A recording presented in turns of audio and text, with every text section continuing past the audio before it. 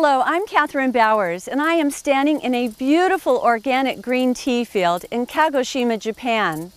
We're here on location for a week to learn all about matcha, ancient Japanese green tea. We'll learn its history and how it's grown and processed.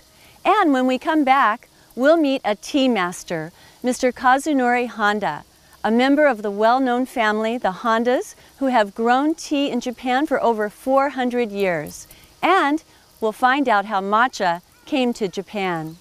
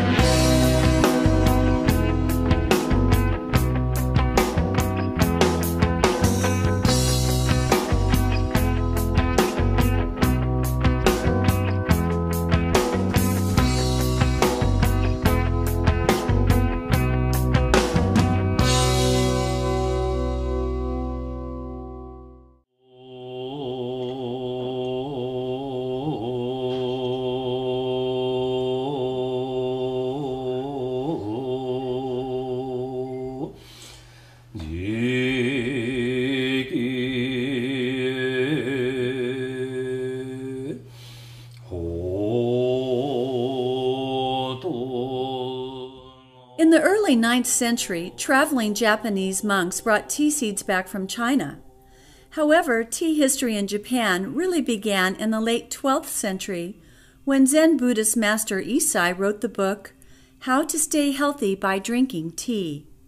He opened with the sentence, "Tea is the ultimate mental and medical remedy and has the ability to make one's life more full and complete." The increased mental clarity and calming effects from the matcha enhanced the monks' meditations and ability to focus on their spiritual practices. Today's tea ceremony is available to everyone, and the ancient principles established by the Zen Buddhist monks still remain, the essences of purity, harmony, tranquility, and respect. Japan's long-standing tea families continue to embody those same principles. One of those long-standing families is the Honda family.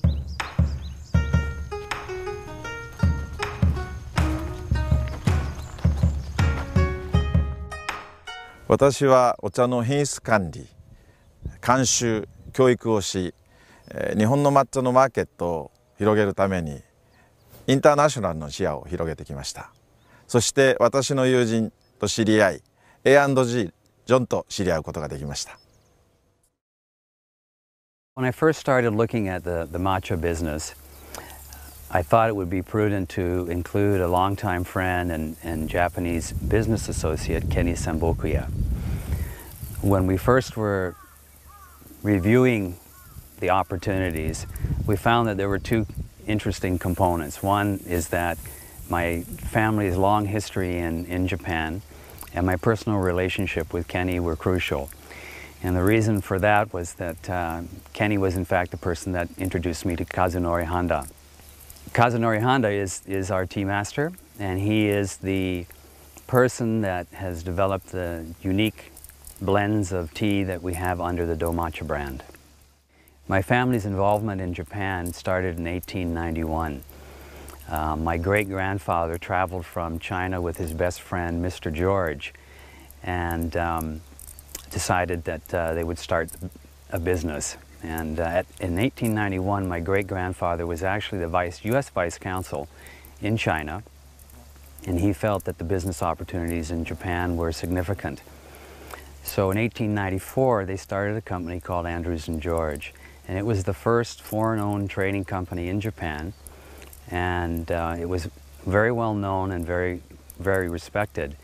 And in fact, my mother used to travel to the Imperial Palace with my grandparents to hang out with the Crown Prince, while my grandparents, the Emperor, his wife, and their guests would play several rounds of bridge. Andrews and George was also the company that introduced the first car into Japan in 1902. It was a Ford, and it was for a very wealthy business, a Japanese businessman. At that time, Japan automobiles were obviously not part of the scene, as it was the first car. The roads were designed for a horse and cart. So the tires had to be wrapped in a very heavy leather to protect the rubber. Kikkoman soy sauce is another product that most North Americans are aware of, and in fact it's a global product, and that product was introduced into the North American market by Andrews and George. That type of legacy is the reason that we were able to gain access and some access to the inner circles of the Japan Tea Association and some of the individuals involved with that. Kazunori Handa is one of those individuals. And in fact, my business relationship with Mr. Honda would not be where it is today if it were not for my early family history in that part of the world. 抹茶がどのような環境に適しているかというと、霧の立ち込める、朝晩の寒暖の差のあるところがいいと言われています。畑作りには、スプリンクラーなり水はけの環境を良くし、3年ぐらいかけた有機質肥料の土を作ってそれを畑に使うことが一番いいとされています。Many tea fields in Japan are grown on lush rolling hillsides and around strikingly beautiful forestscapes. New tea fields are carefully nurtured for 2 years using soil made from organic composts that are a mixture of sawdust, manure, and sand, stored in large open sheds. Straw mulching between the rows promotes a healthy environment for bugs, crickets, and essential nutrients, providing the young tea plant with the perfect synergy for a long, healthy life. It will be another 5 years before these tea plants will be ready for harvesting. Also, it is not uncommon to see natural wells close by the fields used for supplying the exact amount of watering to ensure a successful harvest. 1番茶はだいたい5月20日ぐらい、ちょうど今の頃です。2番茶はそれからだいたい40日から45日ぐらいで2番茶が摘まれます。2 to 4 weeks before the matcha tea leaves are harvested, they are covered with either a modern style of shading such as a nylon mesh or a more traditional style of matting made from bamboo and rice. Shading blocks the sunlight to the tea plant and forces chlorophyll up to the very top outermost leaves, turning the leaves into a vibrant green and adding to the sweetness. 手摘みの場合は一つの新芽を下から摘み取ります。ハサミはカットします。Hand picking is done while under the bamboo shading and is a very gentle process which can be performed by workers of all ages. Baskets are used to hold the leaves to prevent crushing. When the fields are ready, tea cutting machines make their way down the long rows, taking off only the top young leaves. After picking, the leaves are vigorously washed in a deep tub of water and then rinsed. Once they are cleaned, they continue draining while making their way through the conveyor belt process. Finally, the leaves arrive at the air dryer, where they are thoroughly tumbled and dried, and then they are taken to cold storage to await processing. お茶の品質を見分けるのにはいくつかのポイントがあります。まず畑の管理、そして製造、仕上げ、そして最後にそれをいろんな色、外観並びに内質を見て審査いたします。Before the tea leaves destined for matcha are ground into a fine powder, they are thoroughly examined by the tea master for their texture, color, taste, and smell. First, the color and fragrance of the leaves are compared. Is it a pure green, or does it have hints of yellow or brown? Does it smell earthy or vegetal? Most all types of tea come from the same plant, the Camellia sinensis, whether they're black, white, oolong, green, or matcha. These teas are differentiated by their growing, harvesting, and processing methods. The next step in the analysis is to steep the tea leaves in hot but not boiling water, bringing out their full aroma. Different grades of tea leaves will bring out varying grades of quality, and in the case of matcha, the variances are many. It takes a skillful eye and experienced palate to distinguish the many nuances and create the perfect blend of matcha. When considering which tea leaves to blend for matcha, the role of a tea master is much like the role of a vintner, who chooses specific grapes to make the perfect bottle of wine. Once the leaves are thoroughly infused, the resulting liquid is analyzed for its flavor. Is it smooth tasting or slightly bitter? Does the taste linger on the tongue, and for how long? But in fact, the predominant flavor in matcha is known in culinary circles as the fifth flavor, or umami, distinctly different from the other four flavors of salty, sweet, bitter, and sour. The matcha is whisked up in hot water using a traditional bamboo whisk, and the resulting color and smell are compared.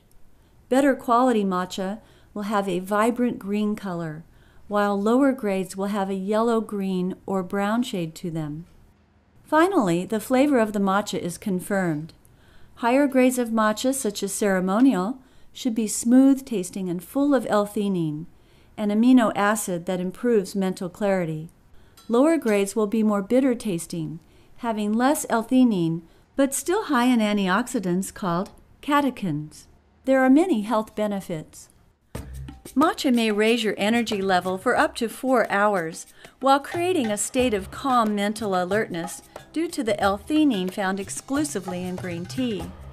It may also boost your metabolism by up to 40% in regular consumers, and it contains up to 137 times more EGCG antioxidant than steep green tea. It may also help regulate healthy blood sugar levels, support healthy cholesterol levels within a normal range, act as a strong blood detoxifier and alkalizer, and support healthy teeth and gums.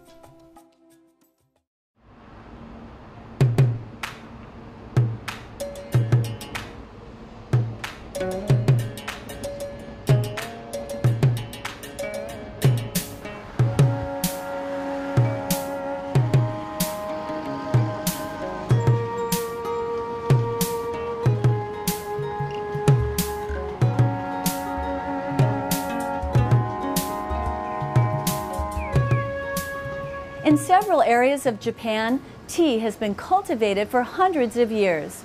We have made our way to Uji City, Kyoto in central Japan, known as the birthplace of traditional tea. And next, we're going to meet Mr. Sugimoto, who's going to tell us the steps of how they process and manufacture the tea. We are very close to Uji River, so our land is very rich in soil, and the climate is perfect for tea because it's very cold in winter and hot in summer. Old monk brought seeds from China to Japan, and Uji was the first place they planted tea. We bring in the rough tea using trucks. Then we unload the teas using forklift, getting ready for the inspection before processing. Our whole factory is operated under ISO 22000, an international standard of safe manufacturing of food. That means our whole factory line is HACCP plant. Now we see the final processing and packaging.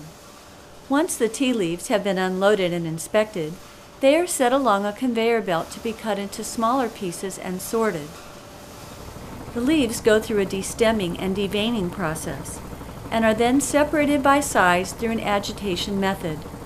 100 years ago, sorting used to be done by hand, and even further back, destemming was done by chopsticks. The result is a dark green, perfectly sized, D-stemmed and D-veined tea leaf called tencha.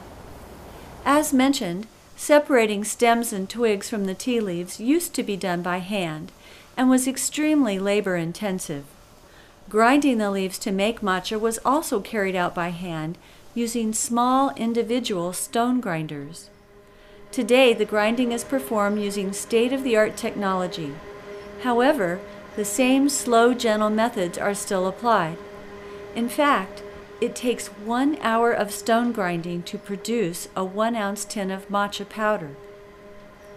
Granite stones, which have been the stone of choice for over 800 years, continue to be used when producing authentic Japanese matcha. To turn the tea leaves into powder, they are first funneled in between 2 large stones. As one stone slowly rotates on top of the other, the leaves become gently crushed. The final result is an exceptionally vibrant green and finely ground powder. The fresh matcha is then scooped into a bin and quickly transported to the packaging department, where it is immediately packaged and sealed. Large bags are used to package bulk ingredient grade matcha, which is generally destined for food service outlets, such as coffee and tea bars. The finished product tins with their vacuum seal locks are more commonly found at retail stores, and, as in the case of the Domatcha brand, many natural health retailers. Well, actually, Domatcha is a perfect name for this brand. In Japanese, do means the way or the journey or the right path, and ma comes from the word matsu, meaning ground or rubbed, maybe powdered, and cha, of course, means tea. So Domatcha is the journey of powdered tea. Once the tins are packaged here in Japan, they then ship by air to our Canadian and US warehouses. And the interesting thing to note is that it's not like they grind up the matcha and then it sits there in a warehouse for a month or two waiting for an order. It's actually when we place the order with our Japanese partners that's the time they take the leaves from cold storage and they grind it up into matcha and they ship it immediately out to us. So it's very fresh when it arrives on our shores. And from there, we then ship directly to natural health retailers across Canada and the US. You'll find matcha in the tea aisle predominantly, and also in the, because of the health benefits, you'll find it in the healthcare department or the supplement section. We also sell matcha into the tea houses and the coffee bars, so people can enjoy a matcha frappe or a matcha latte. Matcha is far more than just a hot, healthy tea. Matcha powder is added to food and beverages everywhere in Japan, and especially in Uji, where you will find it in many culinary delights. From side dishes of rice, red beans, mochi, and matcha tofu, to cakes, pastries, and fine dining entrees, matcha adds unique flavor and color to any recipe. Green tea ice cream and sundaes made with matcha are popular in modern-day matcha cafes and ice cream parlors around the world.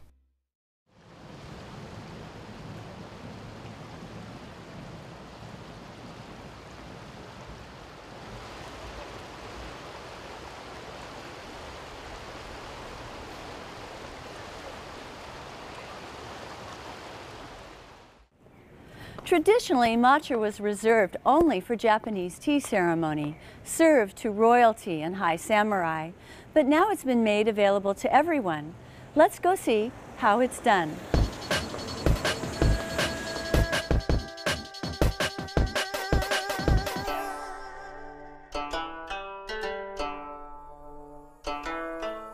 The Japanese tea ceremony is not just about drinking tea.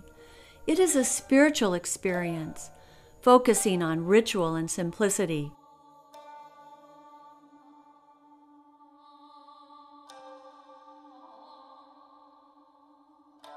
The host has taken special care to prepare the room for honored guests. The utensils are cleaned and prepared for serving tea. The host does this with graceful movements and intent. Next, he prepares the tea for each guest. He makes a paste first, mixing 2 scoops of matcha and a little hot water.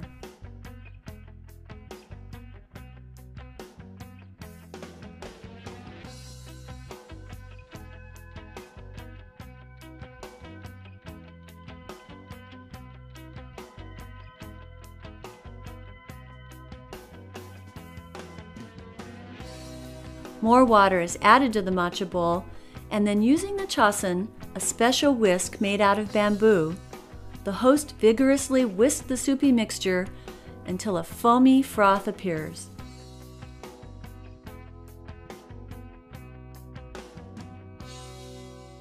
The host presents the prepared tea bowl to his guests. The first guest admires the bowl and rotates it before taking a drink. The guest wipes the bowl, and each guest in turn repeats these movements.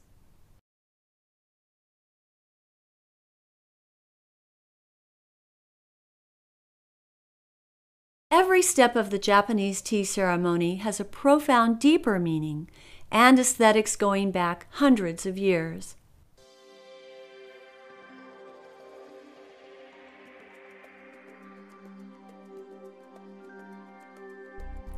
After the guests have taken a drink of matcha, the host will rinse and clean the utensils again.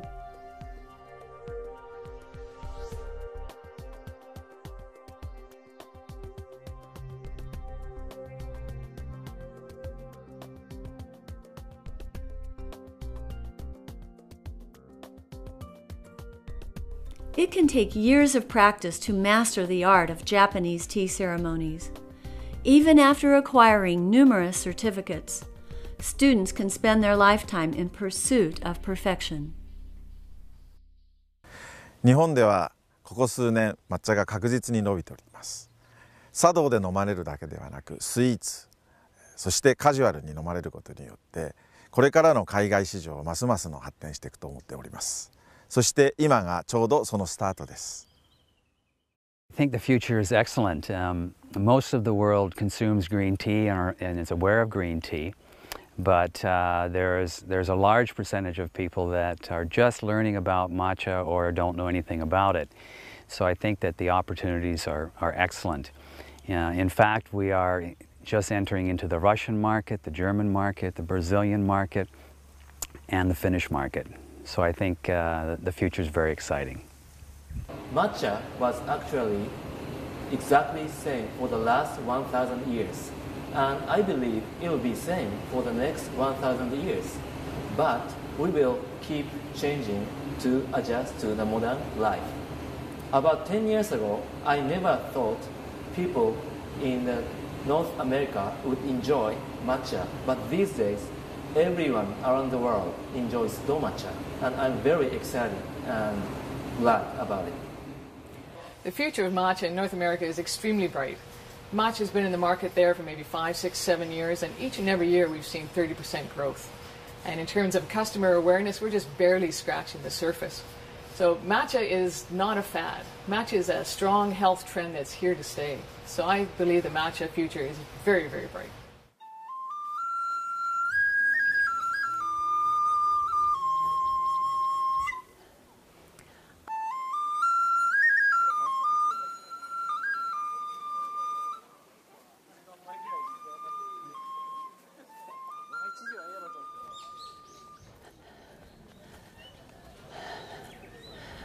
I hope you have enjoyed our amazing week in Japan while learning all about matcha, its history, production, and many healthful benefits. After all, matcha is more than just a cup of tea.